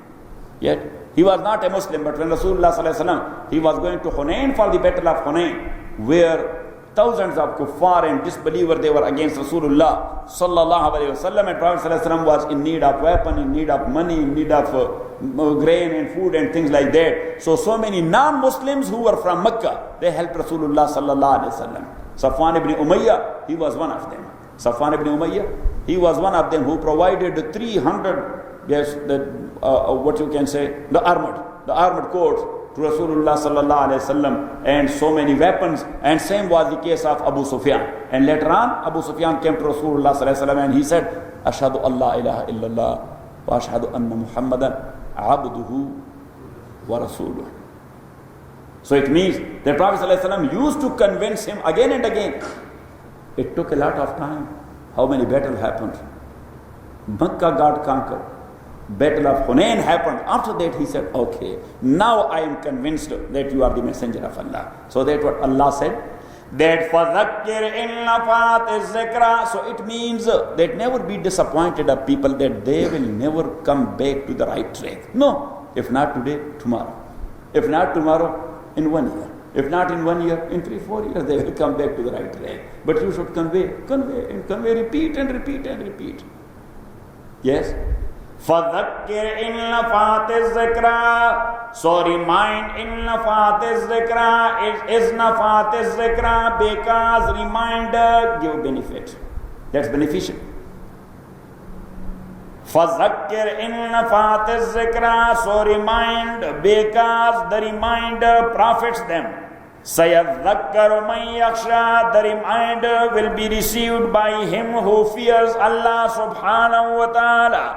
وَيَتَجَنَّبُهَا الْأَشْقَى. But it will be avoided by the wretched people. WRETCHED.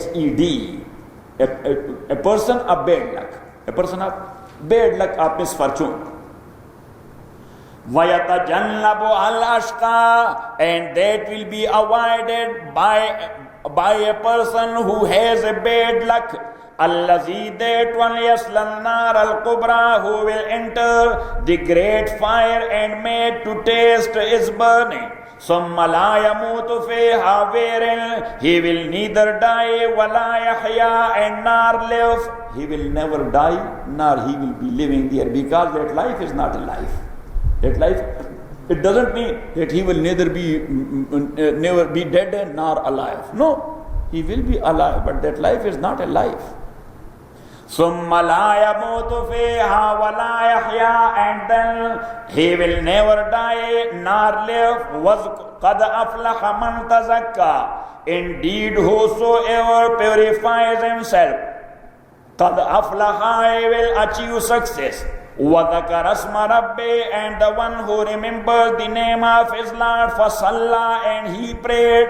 وَذَكَرَ اسْمَ رَبِّهِ, and he remembered the name of Allah, mentioned the name of Allah, فَصَلَّى, and then he prayed. And in reference to Takbir Tahrima, to what? Takbir Tahrima, as we did mention, that arkan are constituent of prayer. Arkan, because there are two types of mandatory practices for prayer. One is called shurut. One is called shurut. That is mandatory. You must do that, but that's not a part of prayer. That's not a part of, that's a base of prayer. That's what? The base of prayer, that's outside prayer. That is prerequisites. That's what? Prerequisite. And prerequisites are, number one, the time. What? Number one, the time. Number two, the direction of Qibla. What? The direction of Qibla. Number three, the wudu. Number four, your dress, pure and clean. Number five, the place you are praying therein, pure and clean. Number six, Islam, that you are a Muslim. Number eight, that you are aqil and sane person. Yes. Number nine, that you are baligh and adult and not a minor. You know what I am saying? Got it or not it? So now these are prerequisites. Yes. Now standing in prayer, recitation of Holy Quran, ruku and sajda, all these are also mandatory, but these are arkans, constituents or contents. These are constituents which constitute the prayer or contents. In Sharia we call it arkan. The prerequisite we call it shurut. Yes, the constituent we call it arkan. So Takbir Tahrima, where we make intention, we make, and then we say Allahu Akbar. Now this Allahu Akbar in the beginning, that is for us, unanimously. All four school of jurisprudence, they are of the view that this Allahu Akbar, that is for us, Takbir Tahrima. Even though, yes, according to Abu Hanifa, rahimahullah, you can say Allahul Akbar.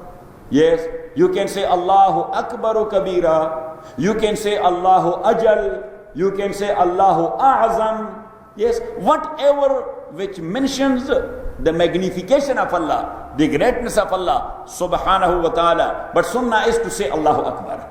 Sunnah is to say the greatness of Allah, that is for us. To say the greatness of Allah in any form, that is for us. To say it with Allahu Akbar, that is sunnah muakkad or wajib according to Abu Hanifa rahmatullahi alayh. But anyhow, that Allahu Akbar or that magnification and greatness of Allah subhanahu wa ta'ala to be mentioned when you are starting your prayer, which is called Takbir Tahrima or Takbir Iftitah. Takbir Tahrima or Takbir opening Takbir. So that opening Takbir is farz according to our four school of jurisprudence. But that is rukn and part of prayer. That is rukn and part of prayers according to what? According to three imams. And that is prerequisite according to Abu Hanifa rahmatullahi alayhi. So that Takbir Tahrima is shart according to Abu Hanifa, and that is rukn according to Imam Malik, Imam Shafi and Ahmad ibn Hanbal. Got it or not it? Yes or not? So as I told you, if that is a part of prayer, so you have to be with wudu and you have to face Qibla at that time when you are saying Allahu Akbar. You know what I am saying? But when Abu Hanifa said that's a shart, so for saying Allahu Akbar, that is not a shart to say what? To be with wudu. To be with wudu. But right after that you are inside the prayer, so that's why wudu is needed. But for that takbir itself, wudu is not needed. Got it? Yes. Now that is not practical. That is not. That's only for academic purpose. That's not practical. But the second thing is that when you are saying that takbir, so look, according to three imams, yes, if you are saying that takbir and you are not facing Qibla, yes, you are facing this side and you said Allahu Akbar and then you face Qibla. So your prayer is not okay according to three Imams. Yes, because that is a part of prayer. Yes, it must be in the direction of Qibla. Why? Because that is Rukn. But Abu Hanifa rahimahullah says that is shart. So if somebody, a Hanafi, look at me, he did like this, Allahu Akbar, Alhamdulillahi Rabbil Alameen. So his prayer is okay. His prayer is okay because a shart, like wudu. Wudu is a shart and prerequisite for our salat. So we are bound to face Qibla when we are making wudu. Yeah, that is sunnah to face Qibla. But if you made your wudu facing another direction, that's okay. Got it or not it? So now, that is sunnah to face Qibla when you are saying the first takbir, Allahu Akbar, Alhamdulillahi Rabbil Alam. But if you face in this direction, or you are talking to someone, Mahmud Zain, there you are, Allahu Akbar, Alhamdulillahi Rabbil Alam. So this prayer according to Abu Hanifa is okay. Got it? Got it? Not it or bought it? Yes. This is what fiqh is called. Professor? Alhamdulillah. Yes. So Musa and Bashir are not here? Okay, wa alaikum salam.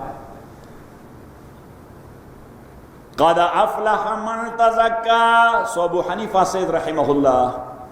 Abu Hanifa says, rahimahullah, two reasons that this Allahu Akbar is not part of prayer. That is prerequisite for prayer. That is not rukn of prayer. That is shart of prayer. That is faraz, according to all of them. But faraz is of two kinds, shart or rukn.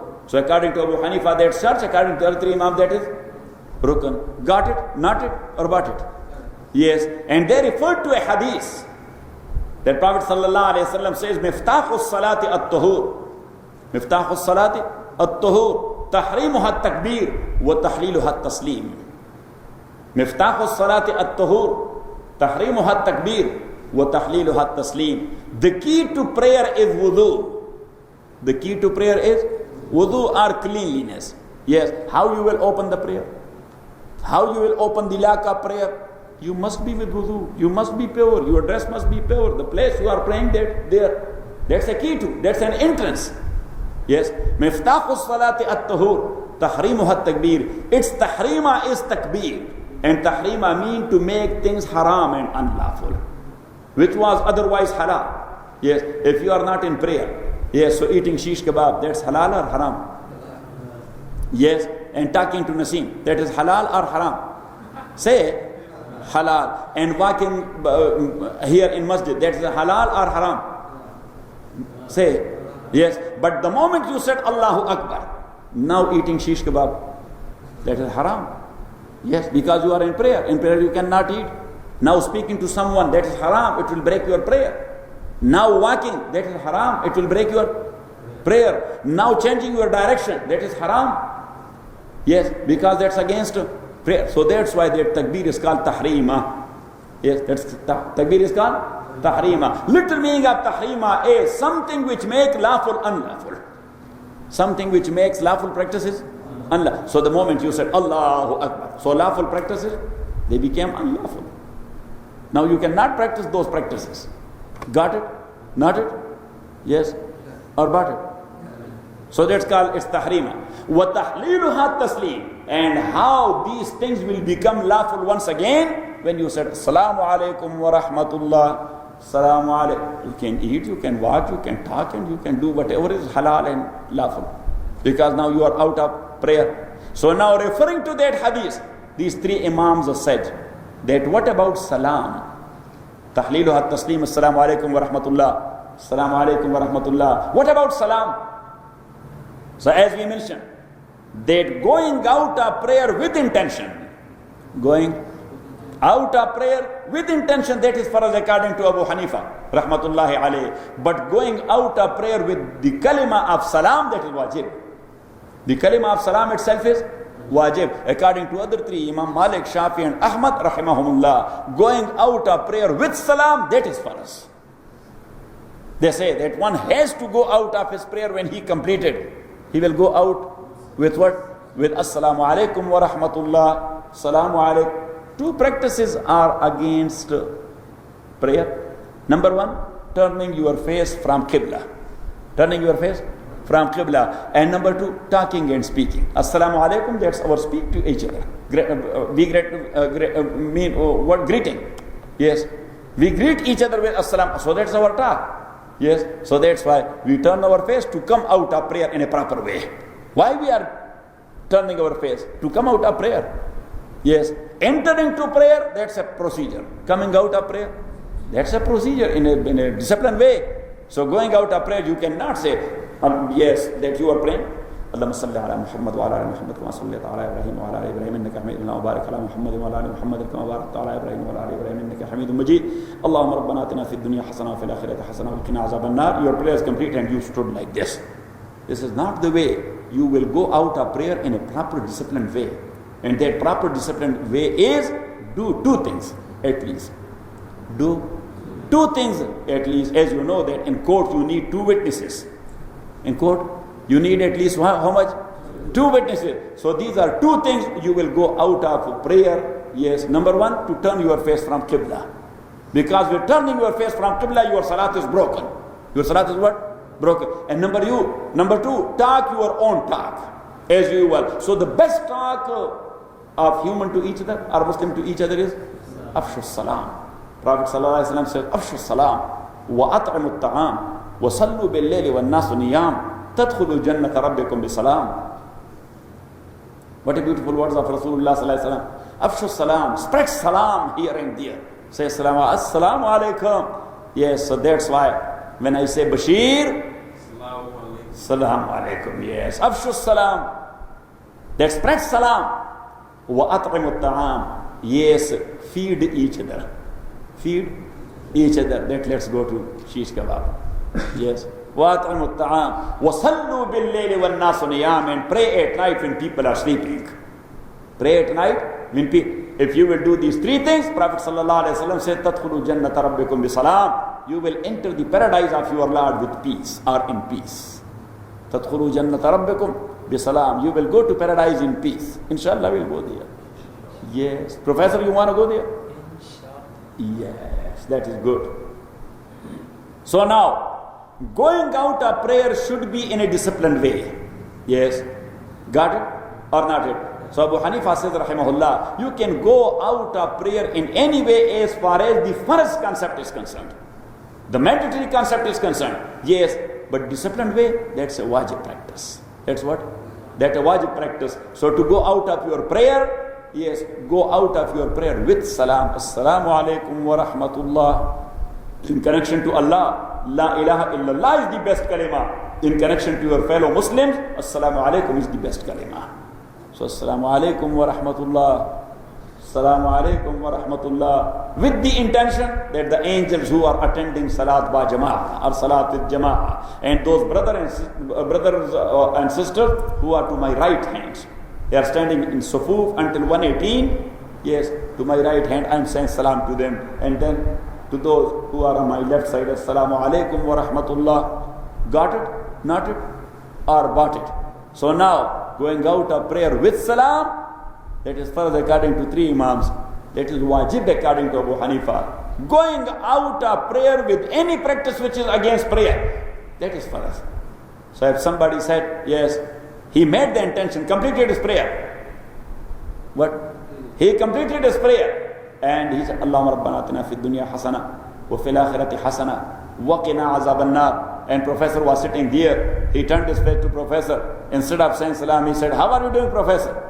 Yes, but his intention was to go out of prayer. Yes, his prayer is completed. His prayer is completed. But according to other imams, his prayer is broken. His prayer, because he missed what? The farz. He missed what? The farz, which is salam. Abu Hanifa says he missed the wajib. Farz is done. Farz is his intention with any practice or word which is against prayer. Which is against the nature of prayer. Got it, not it, or bought it. So referring to that hadith, these 3 Imams said that salam is a part of prayer. Salam is a part of prayer because that is farz and rukn according to them. So same is the case of tahrim wa takbir. Takbir-i-tahrim is a part of prayer and that's rukn as well. Got it? So we the Hanafiya, the followers of Imam Abu Hanifa, we said that look, as far as evidence and proof and dalil is concerned, Daleel and proof should be such a thing which is agreed upon. So as far as the case of Assalamu alaikum is concerned, that's not an agreed upon case. We don't agree that that is farz. We don't agree that that is farz. Maybe a part of salat, but of category 2, not of category 1. That's wajib. Yes, so you cannot make a qiyas over that, because we don't agree with. We don't agree with. Number 1. And number 2, that look, there is a difference between takbir tahrima and assalamu alaikum. At the time of assalamu alaikum, you are inside prayer. But at the time of Allah Akbar, you are outside prayer. Yes, so that's why assalamu alaikum could be considered a part of prayer, but Allah Akbar could not be considered a part of prayer. Yes, the way Abu Hanifa explained, nobody can do that. Yes, and then he supported his idea by this ayah.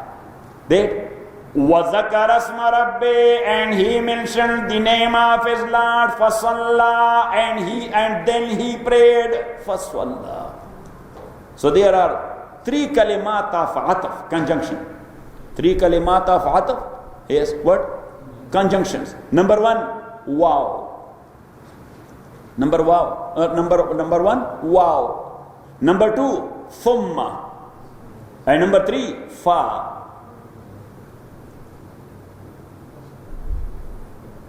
So wow is conjunction of 2 practices with each other, or 2 words with each other. Maybe there is a pause and interval of time, or there is not. Maybe there is, or there is not. Yes. So I said, for example, that Hamid came to Dars and Dawood Jan came.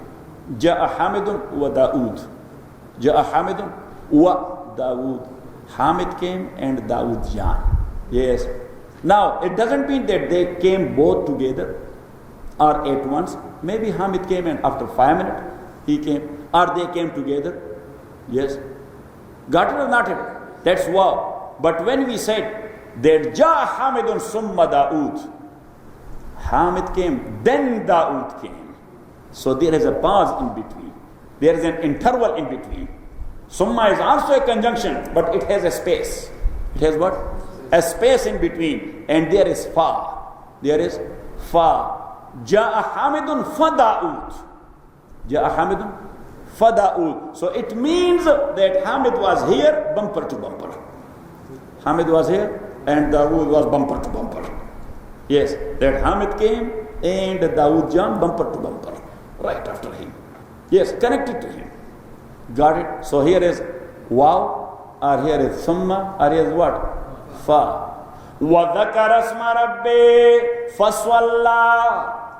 وَذَكَرَ اسْمَ رَبِّهِ فَصَلَّى. So that is ataf and conjunction. But Allah said, and he mentioned the name of his Lord, فَصَلَّى, and he prayed.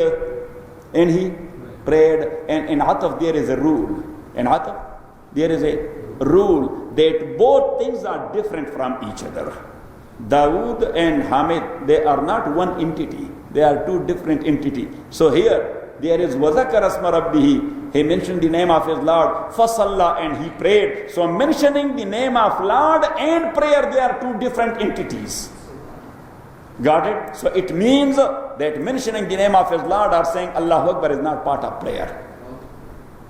وَذَكَرَ اسْمَ رَبِّهِ فَصَلَّى بَلْ تُؤْثِرُونَ الْحَيَاةَ الدُّنْيَا. Nay, you prefer the life of this world. وَالْآخِرَةُ خَيْرٌ وَأَبْقَى. Although the hereafter is better and more lasting. So what's actually the criterion to human for a good thing? Number 1, the best one. We are looking for what? For a best thing. And number 2, for a durable. And if there is anything everlasting, so we are looking for that. Yes. Got it or not? That's why we are looking for things lifetime guarantee. Yes. What we say? Lifetime guarantee. So Allah subhanahu wa ta'ala says, this is human nature. Looking for best. Number 2, lifetime guarantee. So Allah says that is not this world and worldly life. This is neither the best thing, nor it has lifetime guarantee. Yes. Everlasting guarantee is there for akhirah. وَالْآخِرَةُ خَيْرٌ وَأَبْقَى. And akhirah is the best one, وَأَبْقَى, and the everlasting, forever. That is a good forever. That's a good forever. Dunya is not good, and if that is even, but not forever, 30 years, 40 years, 50 years, 100 years, 200 years, as the case may be. Yes, that's not everlasting. So Allah subhanahu wa ta'ala says, what a craziness that is, that you are exchanging this time being thing for that everlasting thing. You are not thinking of that and thinking of this one. Does it make sense? Bal tusirun al hayat ad dunya, but you prefer the life of this world. Wal akhiratu, while akhirah and the hereafter is khairun, better, wa abqa, and more lasting or everlasting. So Allah subhanahu wa ta'ala says this concept, Inna haza la fi suhufil ula, verily this is in the former scriptures. Suhuf Ibrahim wa Musa, the scriptures of Ibrahim and Musa. Ayah number 16. Bal tuthirun al hayat ad dunya, nay, but you prefer the life of this world. Wal akhiratu khairun wa abqa, even though the hereafter is better and more lasting or everlasting. Abqa means everlasting, not more lasting, everlasting. So for everything, people are looking for two qualities. Yes. Number one, to have it a best one. And number two, a durable one. So Allah subhanahu wa ta'ala says the life in the hereafter, that is the best one, number one. And number two, that's not durable, it's everlasting. Yes, that's not durable, because durable has an end, but everlasting does not have it. Got it? Bal tuthirun al hayat ad dunya, but you prefer the life of this world. Wal akhiratu, and the hereafter is khairun, the best one, wa abqa, and everlasting, that is eternal. It's a best and eternal, because sometimes somebody has a best car, but that is not eternal. Something will happen to. Yes, so he will feel sorry for. Yes, got it? But Allah subhanahu wa ta'ala says you will never feel sorry for the hereafter. That is the best and that is the eternal. Surah An-Nazi'at, ayah number 37, 38, 39, 40 and 41. Got it? فَأَمَّا مَنْ طَغَى, then for that one who transgress the bounds. Tughyan is transgression of bounds, limits. فَأَمَّا مَنْ طَغَى, so as for that one who transgress the bounds. وَآثَرَ الْحَيَاةَ الدُّنْيَا, and he preferred the life of this world by following his evil desires. Preferred the life of this world mean by following his evil desires. وَآثَرَ الْحَيَاةَ الدُّنْيَا, and he preferred the life of this world. فَإِنَّ الْجَحِيمَ, verily فَإِنَّ الْجَحِيمَ, verily the hellfire is هِيَ الْمَأْوَى, his abode forever. His abode forever will be the hellfire, because he preferred the evil desires in this world. وَأَمَّا مَنْ خَافَ مَقَامَ رَبِّهِ, is for him who feared standing before his Lord for accountability. وَنَهَى النَّفْسَ عَنِ الْهَوَىٰ, and restrained himself from impure evil desires. From impure evil desires. فَإِنَّ الْجَنَّةَ, so verily paradise will be هِيَ الْمَأْوَىٰ, his abode forever. Yes. So now here Allah subhanahu wa ta'ala said that وَآثَرَ الْحَيَاةَ الدُّنْيَا, who preferred the life of this world by following his evil desires. فَإِنَّ الْجَحِيمَ هِيَ الْمَأْوَىٰ, his ultimate end will be the blazing fire.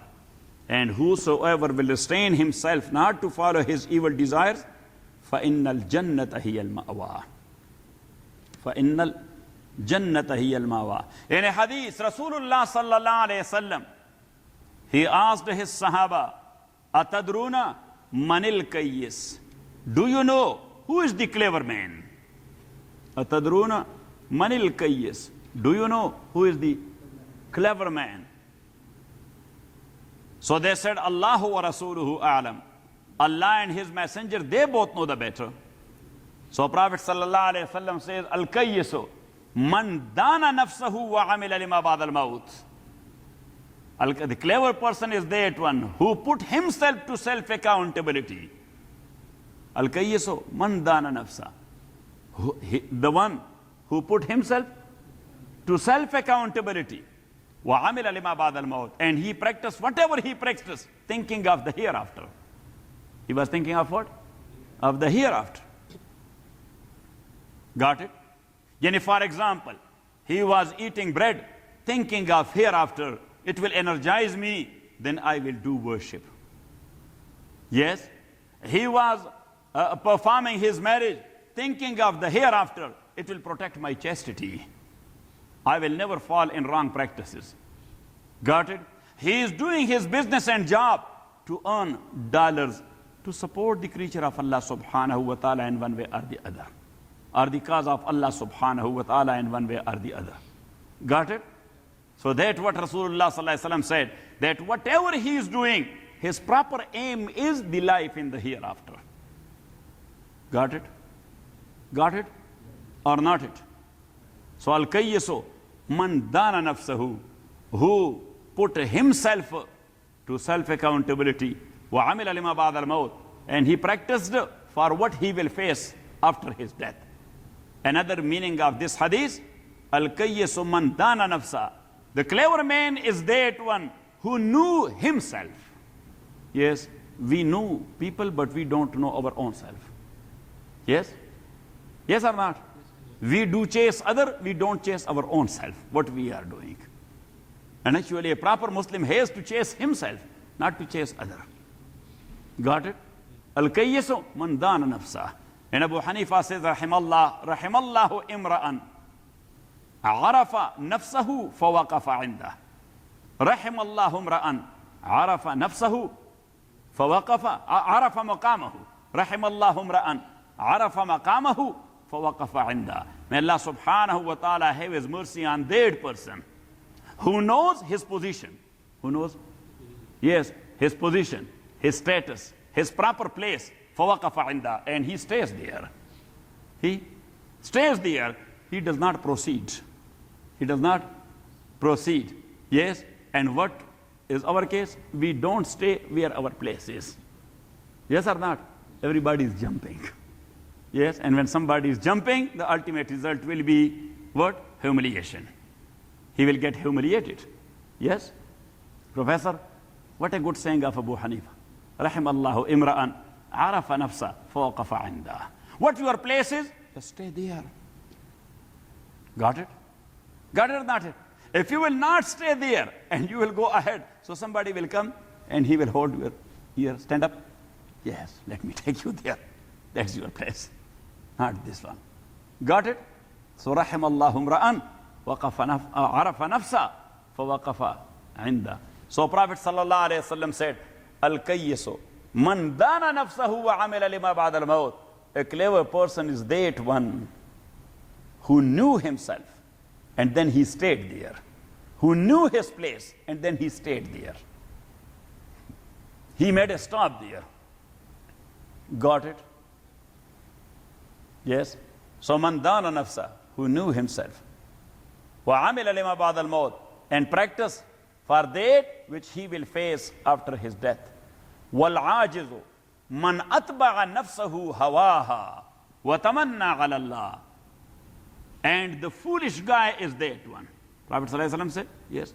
The fool guy is that one. مَنْ أَتْبَعَ نَفْسَهُ هَوَاهَا, who put himself behind his evil desires. Who put himself behind what? His evil desires. He follows his evil desire. Himself, he put it behind desires. Man atba'a nafsahu hawaha, who put himself behind his evil desires. Watamanna ala Allah, and he was expecting something good from Allah subhanahu wa ta'ala. Let Allah Kareem. Yes, what we say in Arabic? Yes, whatever we are doing, we say Allah Kareem. We say no, Allah is not Kareem. We say Allah is not Kareem, Allah is Qahhar. Yes, Or not? And Allah is not Kareem. Allah is Zu Azabin Aleem. Nabbi ibadi anni anal ghafurur rahim wa anna azabi huwal azabul aleem. To make the personality a balanced one. They tell people, Prophet ﷺ was told by Allah, Nabbi ibadi, inform my slaves. What? Inform my slave, anni anal ghafurur rahim. That me only, I am the out forgiving and the merciful. And tell them, wa anna azabi huwal azabul aleem. That my punishment is the painful punishment as well. Got it? Not it or got it? So if we will stand in between these two, our personality will be a balanced one. Otherwise, we will be either on one extreme or on the other extreme. Got it? And in both cases, we will be non-practical people. Because if you say that Allah subhanahu wa ta'ala is all forgiving and most merciful, yes? Yes or not? So, you will never do anything because He is all forgiving. He forgives everything. Yes? So you will never do anything good. You will be violating His rule. Yes? And if you stayed there, that Allah, oh, His punishment is very painful and He is qahar and He will punish.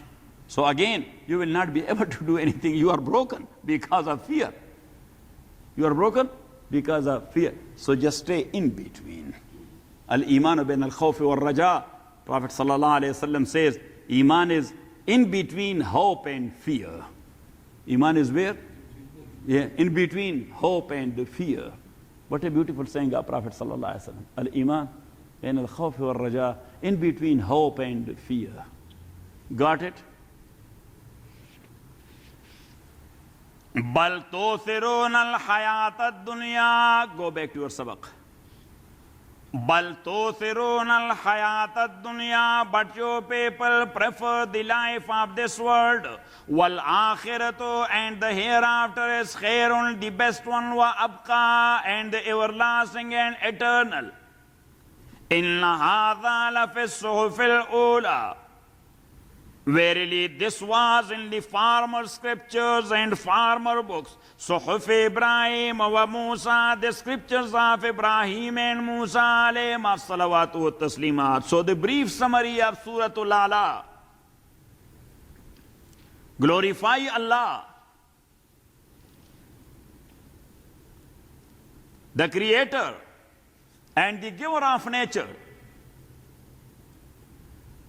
If you will try to practice good, we will make it easy for you. If somebody is doing wrong, then evil practices will be easy for him. The one who fear Allah, he will understand. But if otherwise, he will ignore and go to the hellfire.